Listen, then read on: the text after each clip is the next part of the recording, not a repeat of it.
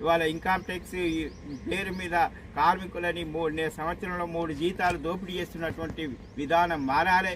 ఇవాళ పార్లమెంట్లో ప్రవేశపెట్టినటువంటి బడ్జెట్లో ఈ బొగ్గుగని కార్మికులకి కనీసం మరి ఉపశమనం కలిగే రీతిలో మరి వాళ్ళు పొందుతున్నటువంటి వేతనాలన్నీ కూడా రికవరీ కాకుండా ఉండేటట్టు మరి ఇన్కమ్ ట్యాక్స్ విధానాన్ని మార్చాలని చెప్పి కూడా హెచ్ఎంఎస్గా డిమాండ్ చేస్తున్నాం.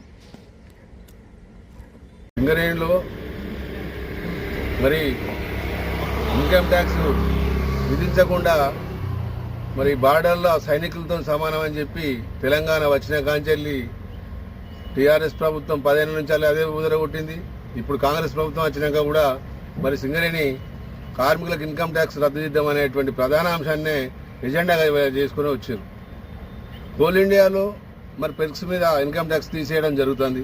అదేవిధంగా సింగరేణిలో కూడా ఇక్కడ అధికారులకు పెర్క్స్ మీద ఇన్కమ్ ట్యాక్స్ రద్దు చేసిర్రు.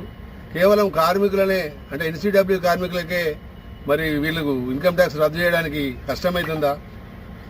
ఈ సంవత్సరం అంతా పనిచేసి మరి చివరి 4 నెలలు ఈ నవంబర్, డిసెంబర్, జనవరి, ఫిబ్రవరి, మార్చిలో 5 నెలల జీతంలో దాదాపుగా 60 నుంచి 70% ఇన్కమ్ ట్యాక్స్కే పోయి కార్మికులు అరిగోసపడుతున్నటువంటి పరిస్థితి సింగరేణిలో దాపురించింది. మరి దీన్ని అధిగమించాలంటే గుర్తింపు సంఘం గెలిచి ఇప్పటికి 1 సంవత్సరం అయిపోయింది. మరి మిగిలింది 1 సంవత్సరం. వాళ్ళ హక్కుల మీద మరి ఇన్కమ్ ట్యాక్స్ రద్దు కానీ లేకపోతే సొంతింటి పథకం మీద కానీ ముఖ్యమైన అంశాలు మరి కొత్త గనుల మీద కానీ కొత్త పనుల మీద కానీ ఇటువంటి ముఖ్యమైన అంశాల మీద కాకుండా మామూలు విషయాల మీదనే చర్చించడం జరిగింది.